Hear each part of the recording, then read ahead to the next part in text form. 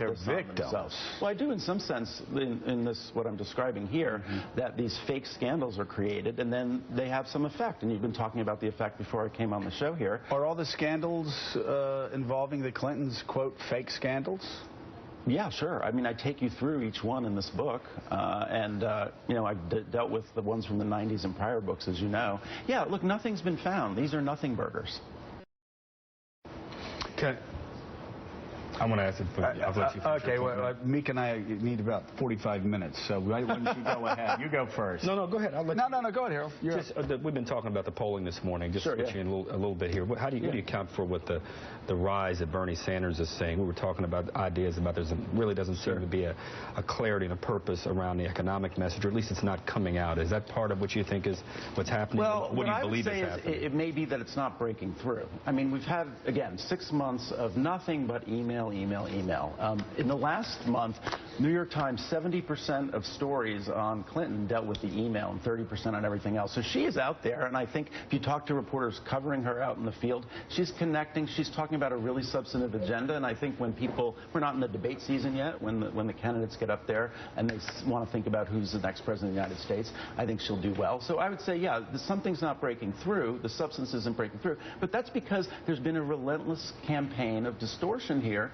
that's gone on for 6 months, and I don't think that Hillary Clinton brought that on herself. I really don't. I wouldn't have thought, and you know, I try to predict a lot in here, the Republican playbook, but 6 months ago, I wouldn't have thought we'd still be here talking about the email. It's not a Republican playbook, and that's the thing. Well, you say it's a nothing burger. If it's a nothing burger, you attack the New York Times, you attack the FBI as well. Do you think the FBI is on a witch hunt against Hillary Clinton? I mean, you know, Hillary will come out and say things that just aren't true. She'll say, well, gee, I didn't break any rules. She did. There was a 2009 regulation to the Obama. I mean, you talk the Obama administration. He doesn't believe that. No, I don't. Yeah, but I don't get that. But you don't. We can agree to disagree. We can agree to disagree. But when you're hold on a second. When you're disagreeing with that, understand you're also disagreeing with people in the Obama administration that put the regulations out there that tell us she broke the rules.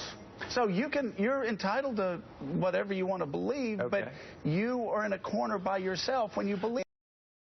Here, the Department of Justice did a legal filing last Wednesday. Oh yeah, that was a okay. Funny so I'm not filing. in a corner by myself. They looked at this and they said two things. One, that it was entirely proper and appropriate that every government employee makes the decision themselves about what's a work-related email and what's a personal email. Right.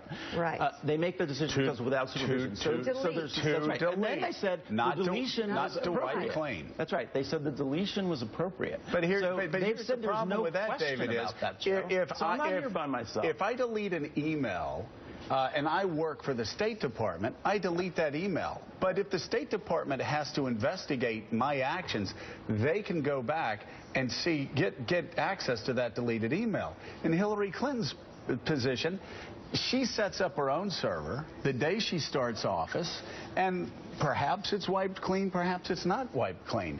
That makes it entirely different. I don't think so. The Department of Justice says the deletion is totally proper and appropriate. So I think, together with Hillary's interview last week where she said, look, she's sorry for her role in this, she takes responsibility, and this legal filing from the Department of Justice, this thing goes away. And so you're fine then if Dick Cheney is appointed by Jeb Bush as Secretary of War, decides he's going to have his server in his home in McLean, and then before the investigators come, he just destroys it. There's precedent. Is that fine? It destroys personal email? Yeah, that's no. I'm talking about destroys the server, so you will never be able to know what he decided was personal and what had to do with war. That's the employee. Every employee in the government has the decision to make to classify work-related or personal. What's government property? And if they follow the 2009 regulation and they actually, which she did. No, she didn't. And they contained it because she didn't contain it in the State Department. That is a matter of fact. But you just said it's just a matter of fact. That's not. You're not even entitled to that opinion. Yeah, there was no real-time archiving requirement in the 2009 law. They were supposed to at the time. If you look at 2009, what do you mean how did they end up there?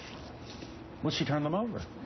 She turned them over like a couple of months ago. Well, no, 90% of them were there all along because she communicated with people on the state gov accounts. 90% were there all along.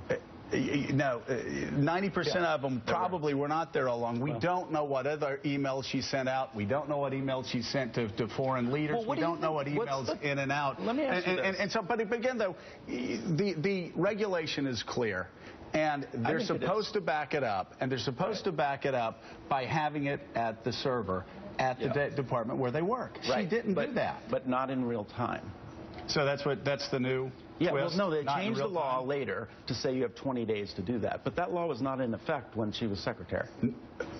It was in effect, though, not the requirement in for the 2009. archiving. Well, you guys just proved why this book is fascinating.